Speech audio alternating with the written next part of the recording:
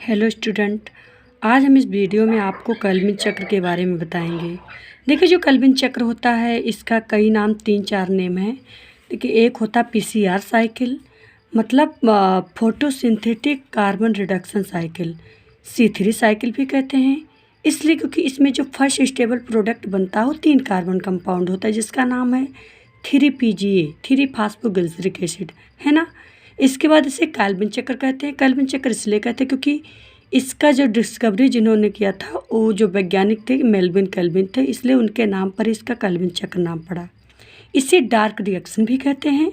क्यों कहते हैं? इसलिए क्योंकि जो केल्विन चक्र होता है ये मेसोफिल कोशिका होती है। मेसोफिल कोशिका जो होती है वो आपके क्लोरोप्लास्ट में पाई जाती है, और क्लोरोप्लास्ट की उस मेसोफिल सेल में दो रीजन होते हैं। एक होता है ग्रेनम रीजन, एक होता है स्ट्रोमा रीजन।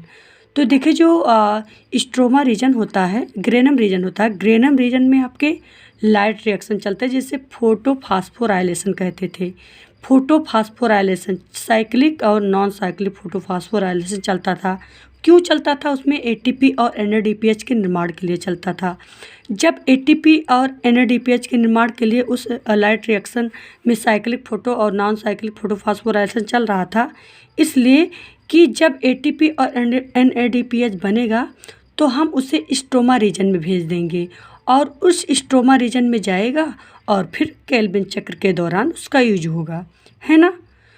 तो अब देखिए, हम बात कर रहे हैं आपके केल्विन चक्र की। अब जो आप आगे साइकिल देख रहे हैं, जो चक्र देख रहे हैं आप, है ना, उसे केल्विन चक्र कहते हैं। और इसे डार्क रिएक्शन भी कहते हैं क्योंकि ये स्ट्रोमा रीजन में चलता है और ये प्रक्रिया लाइट के प्रेजेंस और एब्सेंस दोनों में हो सकती है, यानी कि लाइट की उपस्थिति और अनुपस्थिति दोनों में हो सकती है। इसलिए इस चक्र को हम डार्क रिएक्शन कहते हैं, है ना, डार्क अभिक्रिया बोलते हैं, है ना। अब देखिए, हम शुरू करते हैं इस साइकिल को। क्या है साइकिल में? देखिए, जो आपको इस साइकिल जो दिख रहा है, अब मेसोफिल सेल में कौन सा एंजाइम होता है? तो रूबिस्को एंजाइम होता है। रूबिस्को यहाँ लिखा है, RUBISCO, रूबिस्को। अब रूबिस्को यहाँ पे RUBP का मतलब हो गया रिबुलोज 1,5 बेस फास्फेट, है ना। 1,5 क्यों बोला? क्योंकि पहले और पाँचवें पर फास्फेट जुड़ा होता है। रूबिस्को, अब C और O का मतलब क्या हो? इसमें जो रूबिस्को एंजाइम होता है इसमें 2 प्रकार के गुण होते हैं। पहला होता है कार्बोक्सिलेज और दूसरा होता है ऑक्सीजनेज। देखिए, कार्बोक्सिलेज ऑक्सीजनेज का मतलब क्या होता है? जब आपके एटमॉस्फेयर में, वायुमंडल में CO2 ऑक्सीजन से अधिक होगा तब ये CO2 से बाइंड करेगा, और जब आपके इन्वायरमेंट में, मतलब एटमॉस्फेयर में, वायुमंडल में CO2 की अपेक्षा ऑक्सीजन अधिक होगा तो ऑक्सीजन से बाइंड करेगा, तब फोटो रिस्पायरेशन होगा। और जब CO2 से बाइंड करेगा तो केल्विन चक्र चलेगी, और जब ऑक्सीजन से बाइंड करेगा रूबिस्को तो यहाँ पे फोटो रिस्पायरेशन होगी, है ना। तो फोटो रिस्पायरेशन आप लोग जानते हैं कि एक वेस्टफुल प्रोसेस होता है। चलिए, फाइनली हम अब बात करते हैं इस केल्विन चक्र के बारे में। केल्विन चक्र कितने चरण में पूरा होता है? इसमें 3 चरण होते हैं, है ना। पहला होता है कार्बोक्सिलेशन। इसमें क्या हो रहा है? आप देख रहे हैं यहाँ रिबुलोज 1,5 बिसफास्फेट लिखा हुआ है, इसे शॉर्ट में बोलते हैं RUBP। ये जो RUBP होता है 5 कार्बन कंपाउंड होता है। ये 5 कार्बन कंपाउंड क्या करता है? CO2 को बाइंड करेगा। जब CO2 को ये 5 RUBP CO2 से बाइंड करता है तो उस प्रक्रिया को कार्बोक्सिलेशन कहते हैं। और इस कार्बोक्सिलेशन के दौरान आपके 3 कार्बन कंपाउंड बनता है जिसका नाम है 3PGA, जिसके नाम पे इसे C3 साइकिल कहा गया। तो 3 फास्फोग्लिसरिक एसिड से बोलते हैं 3PGA को। अब ये जो आपके 3 फास्फोग्लिसरिक एसिड हैं, ये इसके 2 मॉलिक्यूल बनेंगे, यानी कि 2 PGA बनेगा, 2 फास्फोग्लिसरिक एसिड बनेगा, तभी तो 6 कार्बन कंपाउंड हो पाएगा, है ना। अब देखिए, कार्बोक्सिलेशन फेज में आपका RUBP से CO2 जब बाइंड किया तो यहाँ पे 3 फास्फोग्लिसरिक एसिड बना, उसके 2 अणु बने फास्फोग्लिसरिक एसिड के। अब इस फेज में, अब दूसरे फेज की बात करते हैं जिसका नाम है रिडक्शन। रिडक्शन फेज में क्या होता है बच्चों, इसमें क्या होगा आपका, यही जो फास्फोग्लिसरिक एसिड है यही कन्वर्ट हो जाएगा, अपचयित हो जाएगा फास्फोग्लिसरॉल्डिहाइड में, है ना। तो ये फास्फोग्लिसरिक एसिड का अपचयित होकर फास्फोग्लिसरॉल्डिहाइड बना लेगा। अब फास्फोग्लिसरॉल्डिहाइड के 2 मॉलिक्यूल बनेंगे, इसमें जो कि आपको दिख नहीं रहा है लेकिन मतलब बनेगा। और इसमें कितने 2 AT, यहाँ पे ATP यूज हो रहा है, एडेनोसिन डाइफॉस्फेट इनऑर्गेनिक फास्फेट आपका बन रहा है, और 2 NADPH यूज हो रहा है। फाइनली बात यह है कि रिडक्शन फेज में आपके 2 ATP और 2 NADPH यूज होगा, है ना। और यहाँ से जो आपका जो फास्फोग्लिसरॉल्डिहाइड के 2 मॉलिक्यूल, यहाँ पे आपको 2 PGA मिला है, 2 फास्फोग्लिसरिक एसिड मिला है, तो यही 2 फास्फोग्लिस हाँ, तो ये जो रिडक्शन प्रोसेस जो हो रहा है इसमें आपका 2 ATP और 2 NADPH यूज होगा, है ना।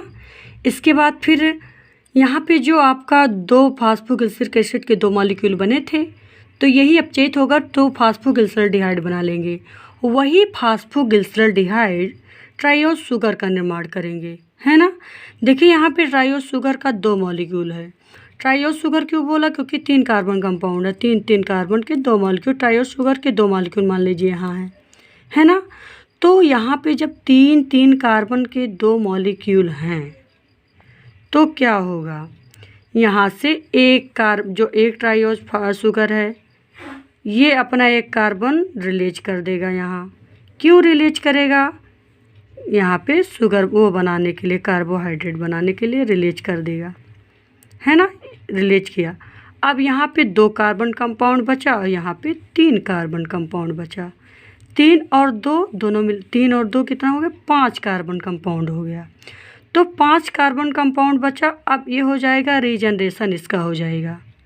रीजनरेशन के दौरान क्या होता है, यही जो 5 कार्बन कंपाउंड है RUBP में कन्वर्ट हो जाएंगे। ये RUBP फिर से कन्वर्ट हो गया।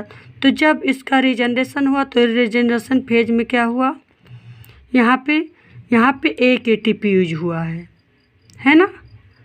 तो यहाँ पर 1 ATP रीजनरेशन फेज में 1 ATP यूज हुआ, 2 ATP आपके रिडक्शन फेज में और 2 NADPH रिडक्शन फेज में यूज हुए।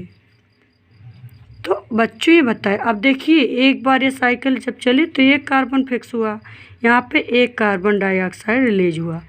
तो ये साइकिल, अब देखिए जो ग्लूकोज का फार्मूला होता है C6H12O6 होता है, तो ग्लूकोज का निर्माण 1 कार्बन से थोड़ा होगा, कम से कम 6 कार्बन डाइऑक्साइड की आवश्यकता होगी ना। तो ये साइकिल कितनी बार चलेगी, तो ये साइकिल आपकी 6 बार रन होगी, 6 बार चलेगी। और 6 बार जब चलेगी तो 1 बार 1 कार्बन, दूसरा बार आया तो 2 कार्बन हो गया, तीसरा बार आया 3 कार्बन हो गया, चौथा बार आया 4 कार्बन, 5वीं बार जब चला तो 5 कार्बन हो गया, 6वीं बार चला तो 6 कार्बन डाइऑक्साइड यहाँ पे क्या हो गए, फिक्स हो गए। फिक्स होके क्या बना लिए, आपके सीधे हेक्सोस शुगर बना लेंगे, है ना। हेक्सोस शुगर बना लेंगे जो आपका कौन सा ग्लूकोज का फॉर्म है ना। तो फाइनली ये आपके यहाँ रीजनरेशन क्यों होता है, रीजनरेशन का मेन पर्पज़ यही होता है कि अगर रीजनरेशन नहीं होगा तो आपका RUBP फिर से साइकिल नहीं चला पाएगा। इसीलिए तो देखिए बात यही है कि RUBP का मेन फंक्शन क्या होता है, बस एक काम होता है कि ये RUBP को ढोने का काम करता है, ढो करके यहाँ रखेगा, है ना। तो ये CO2 को फिक्सेशन करने का काम करता है, फिक्स करके यहाँ रखेगा। यहाँ जब फिक्स करवा देगा तो यहाँ पे आपका फाइनल ग्लूकोज बन जाएगा, जो कि मुख्य पर्पस था, मुख्य उद्देश्य। केल्विन चक्र का मुख्य उद्देश्य क्या है, भोजन का निर्माण करना, है ना। इसी उद्देश्य से ये साइकिल चल रही थी और इसीलिए चली, और 6 बार चलेगा तभी ग्लूकोज बनेगा। तो बच्चों आप लोगों को समझ में आ गया होगा। और आप देख रहे हैं कि इसमें 3 चरण होते हैं, पहला कार्बोक्सिलेशन, दूसरा रिडक्शन, तीसरा रीजनरेशन। आप लोगों को फाइनली ये केल्विन चक्र समझ में आ गया होगा, है ना। तो देखिए बच्चों, जब 1 बार साइकिल चली तो 2 कार्बन यहाँ 2 ATP यूज हुआ, 2 NADPH यूज हुआ रिडक्शन फेज में, 1 ATP आपका रीजनरेशन फेज में यूज हुआ। तो टोटल 3 ATP यूज हो गई और 2 NADPH। जब एक चक्कर लगाया, एक चक्कर लगाइए केल्विन चक्र में, एक चक्कर जब लगा तब आपके 3 ATP और 2 NADPH यूज हुआ। तो जब 6 बार चक्कर चलेगा, 6 चक्कर ये साइकिल चलेगी, तब क्या होगा?